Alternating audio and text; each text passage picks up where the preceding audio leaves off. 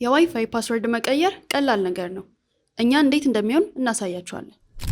በቅድሚያ ብራውዘራችሁ ላይ የራውተራችሁ ጀርባ ላይ የሚገኘውን አይፒ አድሬስ ሰርች ታደርጋላችሁ።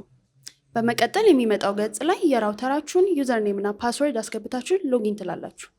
በመቀጠል እዚህ ከተዘረዘሩት ኦፕሽኖች ውስጥ ዋየርለስ የሚለውን ኦፕሽን በመንካት ወደ ታች ፕሪ-ሼርድ ኪ ኦፕሽን ላይ የነበረውን ኦልድ ፓስወርድ በምትፈልጉት አዲስ ፓስወርድ ትቀይራላችሁ፣ ሴቭ ታደርጋላችሁ። በመቀጠል ለደህንነታችሁ እንዲረዳችሁ ሴኩሪቲ ኦፕሽን ላይ ይህንን ምርጫ ኦን ታደርጋላችሁ። በመጨረሻም የራውተራችሁን ስም ለመቀየር እንዲረዳችሁ ኔም ወይም SSID የሚለው ኦፕሽን ላይ የምትፈልጉትን አዲስ ስም ትሰጡታላችሁ። የሰጣችሁትን አዲስ ስም ሴቭ ካደረጋችሁ በኋላ እዚሁ ገጽ ላይ ሜንቴናንስ የሚለውን ኦፕሽን በመንካት ሪቡት የሚለውን በተን ትነካላችሁ።